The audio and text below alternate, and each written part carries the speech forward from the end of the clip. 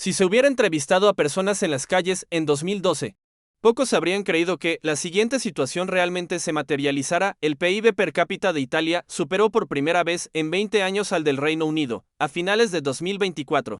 Después de ajustar por paridad de poder adquisitivo, el PIB per cápita italiano alcanzó los 56.100 euros, superando los 44.700 libras esterlinas del Reino Unido. Aunque la brecha no es muy amplia y además los beneficios que obtiene Italia al ajustar sus datos de PIB quizás no sean inferiores a su cocina, hay un punto que no se puede ignorar: el Reino Unido se está quedando atrás. El costo de vida en las grandes ciudades es cada vez más alto, la capacidad de los servicios públicos comienza a declinar y en cuanto al crecimiento económico, hace mucho tiempo que no tiene un verdadero repunte. Aún peor, más y más británicos comienzan a creer que es difícil cambiar la situación actual. Cuando Keir Starmer asumió el cargo, prometió implementar reformas pragmáticas, mantener la disciplina fiscal y flexibilizar considerablemente la regulación, especialmente en los sectores de energía y vivienda.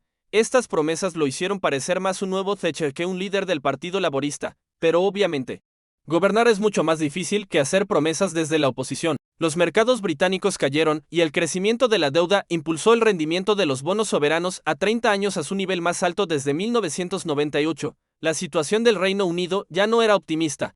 Y justo en este momento, la deuda gubernamental se disparó, lo que amplió aún más todos los problemas. Por lo tanto, nuestra pregunta central es: ¿qué está pasando realmente en el Reino Unido? ¿Por qué se ha disparado la deuda? ¿Lograrán finalmente las reformas que menciona Starmer? Para entender la situación actual, debemos mirar hacia el pasado. Este pasado se refiere a la caída de Liz Truss, ¿recuerdan? Después de la dimisión de Boris Johnson, un político joven y ambicioso asumió el cargo con la intención de remodelar completamente el Reino Unido. La salida del Reino Unido de la Unión Europea ya había sido un desastre, pero Truss todavía soñaba con convertir Londres en el Singapur sobre el Támesis. Su primer paso fue implementar un impuesto masivo, pero el problema es que no tocó en absoluto el gasto gubernamental, por lo que la reacción del mercado fue predecible. Una pánico general se apoderó y los bonos soberanos se dispararon 50 puntos básicos en un solo día. La crisis fue tan violenta y rápida que Liz Truss solo ocupó el cargo de primera ministra durante 44 días antes de verse obligada a dimitir. ¿Por qué volvemos a mencionar este episodio? Hay dos razones. Primero, ayuda a ver qué tan mala es la situación actual del Reino Unido. Durante la crisis de Truss, el rendimiento de la deuda se disparó 50 puntos básicos en un día, pero desde que Starmer asumió, este aumento se duplicó, es decir, 100 puntos básicos. Sin embargo, es importante notar que el periodo de Truss fue más como un colapso explosivo, mientras que esta vez el aumento de la deuda es gradual. Aunque la trama es diferente, el final probablemente será similar. Actualmente hay un punto muy claro: la situación es grave, el rendimiento de la deuda británica sigue estableciendo nuevos récords y lo peor de todo es que no hay señales de que se detenga. Segundo, revisamos la dimisión de Truss para entender el origen de la regla de oro de Starmer. Es simple y fácil de entender: el gasto corriente debe ser cubierto por los impuestos, no por préstamos. En concreto, solo se puede usar los impuestos de los próximos 5 años como máximo para cubrir los gastos. Y la deuda a largo plazo solo se permite para proyectos de inversión. Esto suena muy razonable, ¿verdad? Pero las promesas son una cosa y su implementación es otra, porque en realidad en el Reino Unido reducir el gasto público es tan difícil como la peregrinación al oeste, una referencia a la famosa novela china Viaje al Oeste, que describe una ardua travesía. La sanidad y las pensiones ocupan una gran parte del presupuesto, y en esta área casi no hay margen para ajustes. Lo más complicado es que estos son gastos rígidos protegidos por la ley. El gobierno británico aplica la política del triple bloqueo a las pensiones estatales, que exige que éstas se recalculen según el mayor de los 3 siguientes criterios: la inflación, el aumento de los salarios un mínimo del 2,5%. Esta política es como un ángel guardián para los pensionistas, pero una pesadilla para las finanzas públicas. Sin embargo, este no es el único problema que enfrenta Starmer. El otro elefante en la habitación es la llamada Asistencia para la Independencia Personal, Personal Independence Payment, PIP, que es una ayuda económica adicional para personas con necesidades especiales. Su objetivo original es, por supuesto, bueno, pero ¿cuál es el problema? La definición de discapacidad se ha ido ampliando y junto con el envejecimiento de la población, el resultado es que el gasto sigue expandiéndose. En 2016, el costo de esta asistencia era menos de 500 millones de libras esterlinas, y para 2023 se estimaba que superara los 4.000 millones de libras esterlinas, es decir, en solo 7 años. El gasto se disparó 8 veces. ¿Qué tan exagerado es esto? Incluso Starmer, líder del Partido Laborista, propuso reducir 500 millones de libras esterlinas de este presupuesto, lo que equivale al 20% del monto total actual. ¿Cuál fue el resultado? Solo miramos la realidad. Si este plan hubiera tenido éxito, las tasas de interés de la deuda británica habrían bajado mucho tiempo atrás.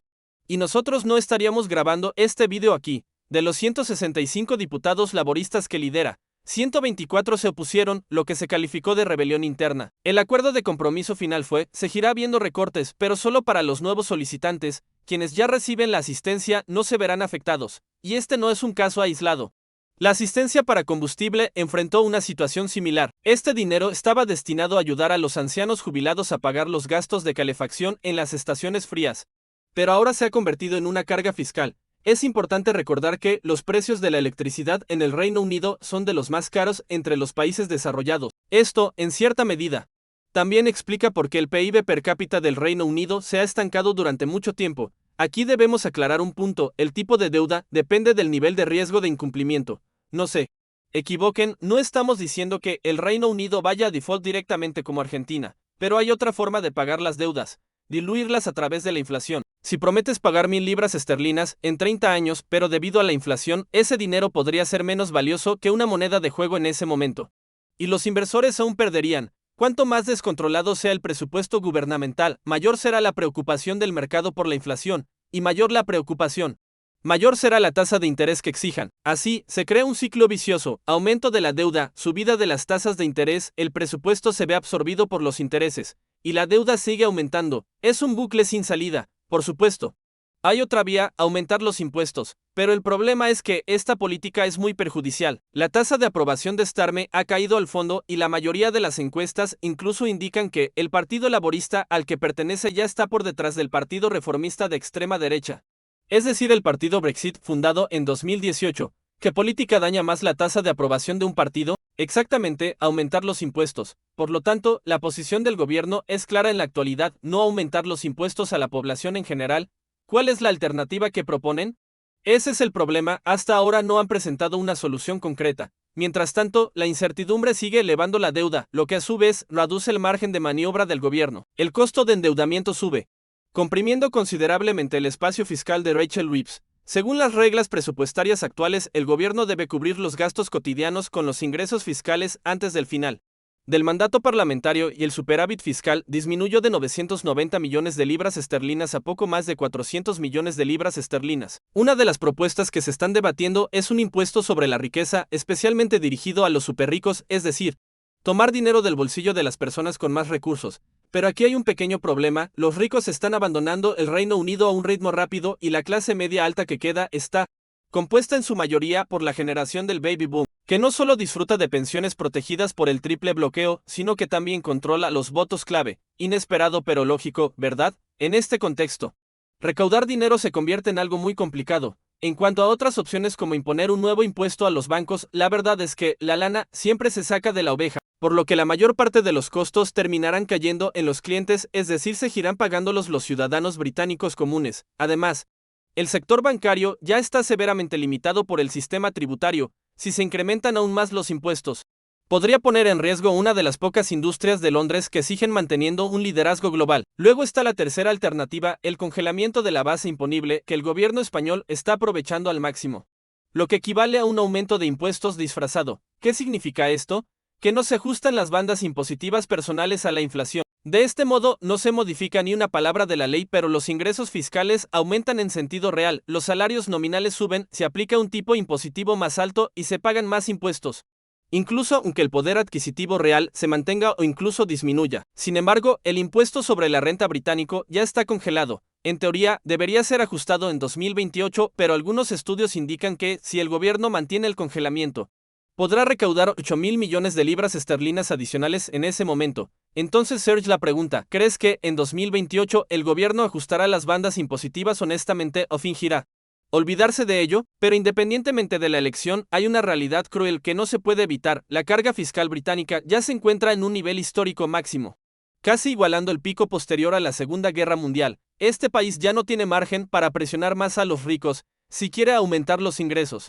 Solo puede seguir metiendo la mano en el bolsillo de la clase media. Y el problema clave aquí ya no es quién tiene más dinero, sino quién pagará más. ¿Será un reparto equitativo por todos los ciudadanos, o recaerá toda la carga sobre los hombros de la generación joven? Resumamos, el gasto del gobierno británico es enorme, pero las herramientas para aumentar los ingresos son cada vez menos. Los inversores, por supuesto, lo saben perfectamente. Les preocupa que el gobierno acabe recurriendo a ampliar la inflación para diluir la deuda, por lo que exigen una mayor rentabilidad de los tipos de interés. La historia no termina aquí. Detrás del aumento exponencial de la deuda británica hay dos actores clave más, los fondos de pensiones y el Banco de Inglaterra. Durante años, los fondos de pensiones han estado estrechamente vinculados a la deuda soberana británica, convirtiéndose en la zona de confort para la financiación gubernamental. Pero ahora la situación es diferente. Estas instituciones prefieren optar por instrumentos de inversión con mayor rentabilidad y carteras más diversificadas. ¿Por qué? Principalmente porque ha cambiado el modelo. En el pasado eran comunes los planes de pensiones de renta fija, según los cuales el fondo garantizaba un monto fijo para toda la vida después de la jubilación. Pero ahora, por razones fiscales y regulatorias que no desarrollaremos por ahora, lo que predomina son los planes de alcancía. Cada uno ahorra e invierte por sí mismo y al final retira lo que pueda. El resultado es obvio, estos fondos ya no están estrechamente ligados a la deuda soberana británica, sino que se dirigen al mercado internacional, con la disminución de la demanda de inversión y la oferta manteniéndose igual. Los tipos de interés suben. Y el otro actor importante es el Banco de Inglaterra, que ha reducido recientemente sus compras de bonos soberanos. ¿Por qué? Tomando en cuenta estos factores, podemos entender aproximadamente lo que está sucediendo actualmente en el Reino Unido. Pero si termináramos aquí, estaríamos ignorando otro elefante en la habitación. Hasta ahora solo hemos hablado de la situación doméstica británica. Pero la realidad es que los tipos de interés altos no son un problema exclusivo del Reino Unido. ¿Por qué el rendimiento de los bonos soberanos japoneses a largo plazo se ha disparado hasta alcanzar niveles no vistos en décadas? ¿Por qué el rendimiento de los bonos soberanos franceses ha alcanzado un máximo de 14 años debido a los disturbios políticos? ¿Por qué el costo de financiación a largo plazo de Alemania se acerca a su máximo de 14 años? El aumento del costo de la deuda no ocurre solo en el Reino Unido, sino a nivel global, lo que plantea un nuevo problema mundial. Hay demasiada deuda pública y demasiada poca gente dispuesta a pagarla. En 2023, los países de la OCDE emitieron un total de 14 billones de dólares en bonos. Y este año el número ha aumentado hasta 17 billones, pero obviamente en el contexto de inestabilidad económica como la guerra arancelaria de Trump y varios conflictos geopolíticos, el apetito de los inversores ha caído al mínimo. Lo más irónico es que mucha gente predijo que el dólar se debilitaría y que los fondos irían hacia los bonos en euros o libras esterlinas. Pero la realidad ha sido diferente. El mercado ya no confía en Estados Unidos, pero tampoco confía en Europa. El gran ganador al final ha sido el oro. Hablando de ganadores, hay otra teoría sobre el aumento exponencial de la deuda británica. Y si la razón no fuera el descontrol fiscal, sino que la economía británica está empezando a despegar. Después de más de una década de estancamiento, en el primer semestre de 2025, el Reino Unido fue la economía con mejor rendimiento entre los países del G7, superando con creces Estados Unidos. En este contexto, algunos creen que el alto costo de la deuda se debe a que el mercado cree que la economía británica se está calentando excesivamente, por lo que el Banco Central tiene que mantener los tipos de interés altos para controlar la inflación. Y en los últimos meses, la inflación se ha mantenido alrededor del 3,7%. ¿Es esta teoría razonable? Ciertamente tiene cierto fundamento. Pero no es la economía en su conjunto la que se está calentando excesivamente. Detrás de estos impresionantes datos de PIB hay una razón sencilla: las inversiones del gobierno en áreas como la vivienda, las energías renovables y la red eléctrica. Estos proyectos, que aún no han generado beneficios, están impulsando el PIB. Por lo tanto, vemos que, después de dar vueltas, volvemos al punto de partida, el desequilibrio entre el gasto y los ingresos del gobierno. Claro que, por otro lado, la deuda británica no es toda mala noticias. Aquí hay un detalle: la subasta de bonos británicos a 10 años ha batido récords, ya que los altos rendimientos han estimulado la demanda del mercado. Aunque los tipos de interés han aumentado drásticamente, al menos hay demanda para la deuda británica, lo que ya es mucho mejor que en países como Japón.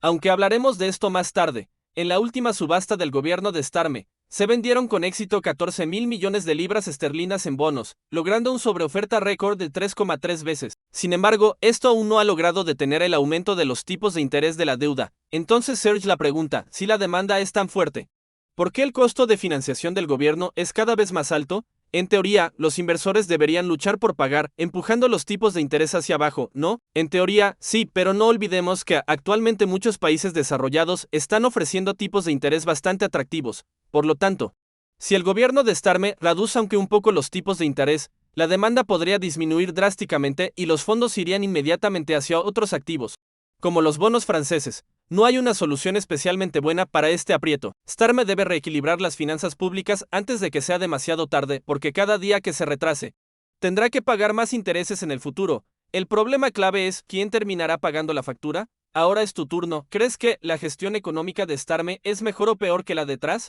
¿Es posible que el Reino Unido revise el auge de la deuda de los últimos meses? ¿Finalmente optará por recortar el gasto o por aumentar los impuestos?